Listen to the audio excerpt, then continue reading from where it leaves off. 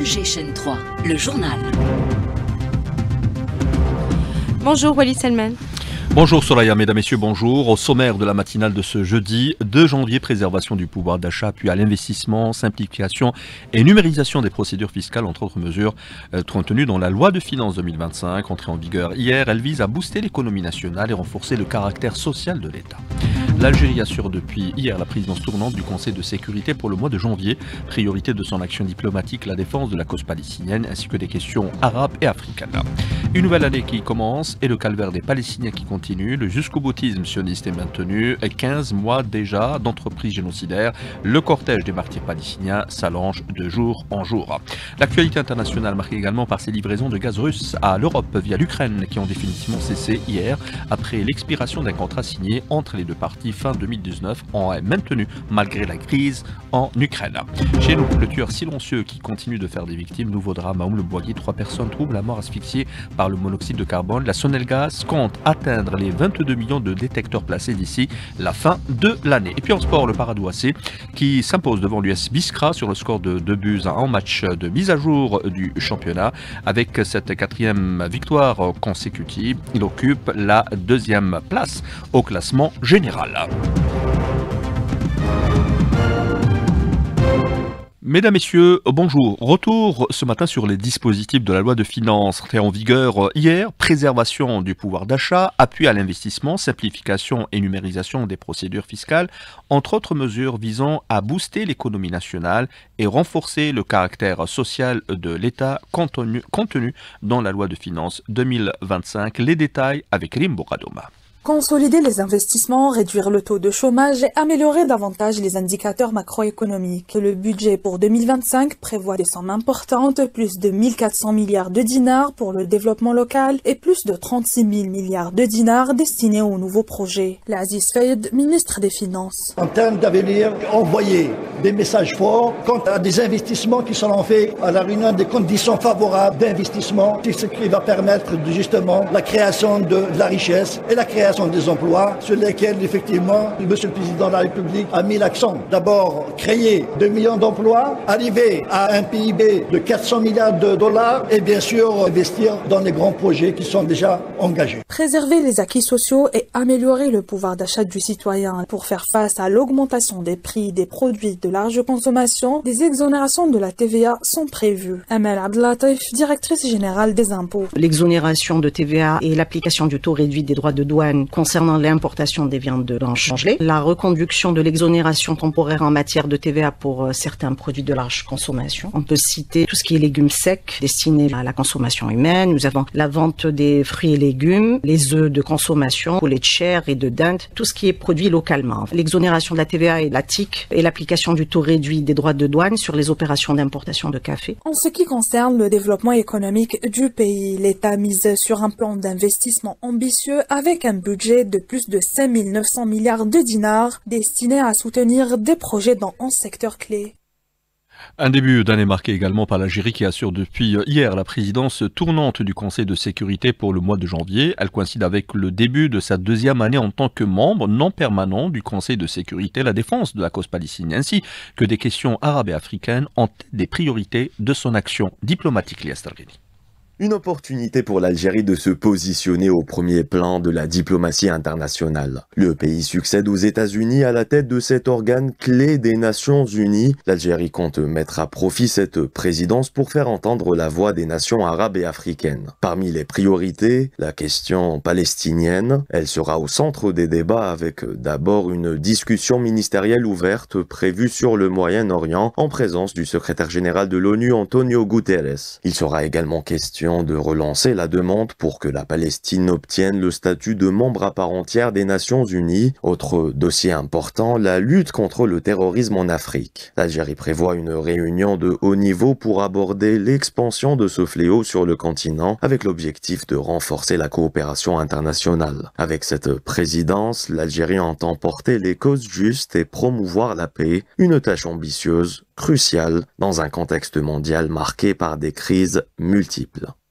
Et justement, la question palestinienne, pour rappel, a été évoquée par le président de la République en présentant mardi soir ses vœux au peuple algérien à l'occasion du Nouvel An, la fin de l'entreprise génocidaire contre le peuple palestinien, un vœu exprimé par le chef de l'État. Hier, c'était au tour du président de la République, c'était au tour du ministre délégué auprès du ministre de la Défense nationale, chef d'état-major de l'armée nationale populaire, le général d'armée Saïd Ghriha, de présenter ses vœux à tous les personnels de l'ANP à l'occasion du Nouvel An 2025. Une nouvelle année qui commence et le calvaire des Palestiniens qui continue. Le jusqu'au-boutisme sioniste est maintenu. 15 mois déjà d'entreprise génocidaire. Le cortège des martyrs palestiniens s'allonge de jour en jour. 17 martyrs durant le jour du Nouvel An. La situation humanitaire à Gaza s'aggrave. Également, les derniers événements n'ont fait qu'accroître les inquiétudes de la communauté internationale. Le sort du directeur de l'hôpital Kamel Adwan, à titre d'exemple, dans la bande de Gaza, arrêté lors d'un vaste raid de l'armée d'occupation sur l'établissement reste inconnu,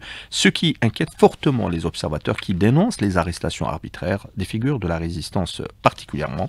On écoute à ce propos Walid El-Houdali, politologue palestinien contacté par Karim Abdullah.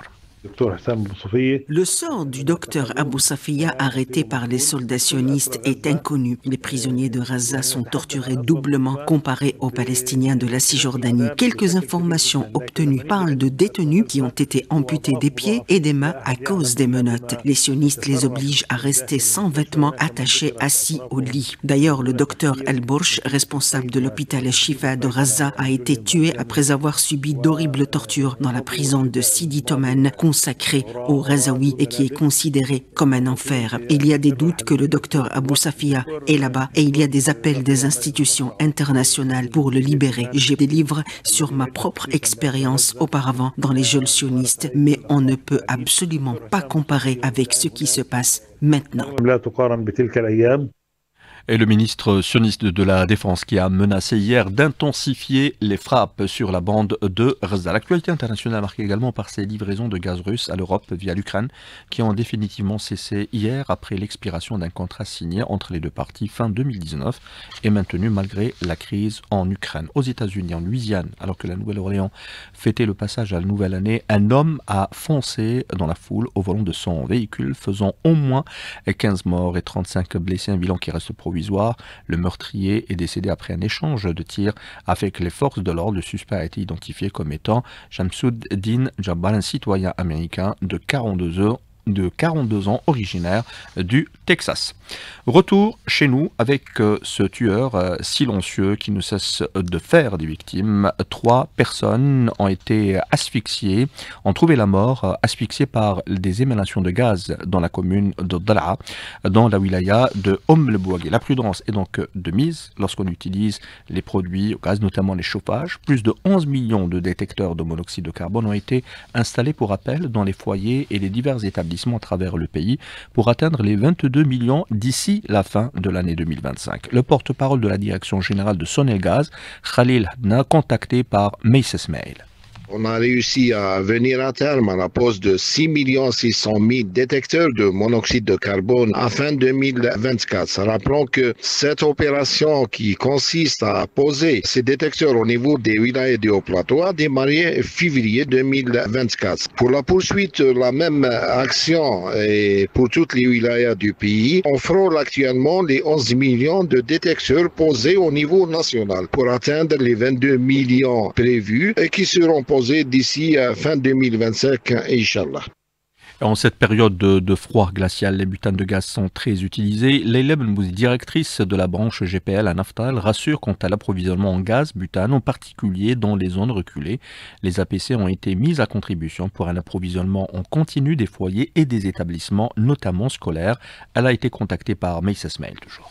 Toutes les dispositions sont prises pour assurer sans aucune contrainte l'approvisionnement de la population en gaz butane conditionné, en particulier au niveau des zones reculées et éloignées. Par la création des points de ramassage et des points de vente, la création des aires de stockage et régulation au niveau des parcs des APC, avec mise à disposition d'un stock de sécurité en bouteilles que Naftal assure son réapprovisionnement en continu. Nous continuons aussi d'assurer la mise à disposition et installation des citernes propane de 1750 et batterie de P35 au profit des écoles et foyers. Et bien évidemment, des campagnes de sensibilisation sont aussi assurées afin d'éviter à nos concitoyens tout risque lié à la mauvaise utilisation de la bouteille de gaz. Et direction Msila également avec ce drame à Boussaada, le toit d'une vieille bâtisse s'est effondré, causant la mort d'au moins une personne. Il s'agit d'un jeune homme âgé de 16 ans, la correspondance de Abdelhamid Laïdi. Un jeune a trouvé la mort et un autre est grièvement blessé suite à l'effondrement d'un toit d'une ancienne habitation à Boussaada. Les services de la protection civile de la ville se sont précipités sur le lieu du drame où le toit d'une ancienne maison située à la cité Nahda s'est effondré, provoquant le décès d'un jeune âgé de 16 ans et un autre grièvement blessé à la tête âgé de 17 ans. Selon la cellule de communication à la direction de la protection civile de la wilaya, le corps de la victime a été déposé à la morgue de l'hôpital Bachir de la ville et le blessé a été transféré au service des urgences de la même structure hospitalière. Msila Abdelhamid Laïdi pour Alger, chaîne 3. Du sport en football, le Paradou AC s'est imposé devant l'US Biskra sur le score de 2-1 en match de mise à jour de la 10e journée du championnat de Ligue 1 disputé hier. Cette victoire, la 4e consécutive, permet aux académiciens de s'installer provisoirement à la 2e place au classement général avec 22 points derrière l'actuel leader, à savoir la JS Sabra, alors que le club des Imans, 16e avec 12 points, poursuit sa descente aux enfers en enregistrant son 10e match de rang sans victoire. Les protégés de l'entraîneur Bilal Zeri comptent pour rappel encore 2 matchs en retard. Et puis la 2e édition de la Coupe arabe de la FIFA se déroulera officiellement du 1er au 18 décembre prochain au Qatar. L'annonce a été faite par le comité olympique qatari. Et pour clore les pages de cette édition, direction Tizi Ouzou. Comme de coutume, le théâtre régional Kateb Yassine a offert de nombreux spectacles pour enfants durant ses vacances scolaires d'hiver, ce qui a fait d'ailleurs le bonheur des enfants et de leurs parents. Mohamed Haouchin. Tout comme la Maison de la Culture Mouloud Mamri, le théâtre régional Kateb Yassine a concocté tout un programme de pièces enfantines, de spectacles, de magie et de clowns au profit des enfants durant ces vacances scolaires d'hiver. Je m'appelle Léa Dassine Smaï, j'ai 7 ans. Je venais regarder le clown avec mon père et ma soeur et mon frère. Shiraz Hamoudin. Tu as quel âge? 11 ans. Je suis venue voir le clown. Tu es venu avec qui? Avec ma maman et mon frère. Je suis venue avec ma fille, avec mes 2 garçons. Ils sont vraiment contents. Le directeur du théâtre Kateb Yassine, Abdelrahman Ziaboubi, estime que de tels spectacles constituent de véritables remèdes pour des enfants durant cette période de vacances scolaires. C'est une bonne tradition, c'est pour ça qu'on tient justement à donner des spectacles chaque jour. On a débuté par des clowns, des magiciens. C'est le meilleur remède pour nos enfants, pour qu'ils respirent, qu'ils prennent une bouffée d'air artistique.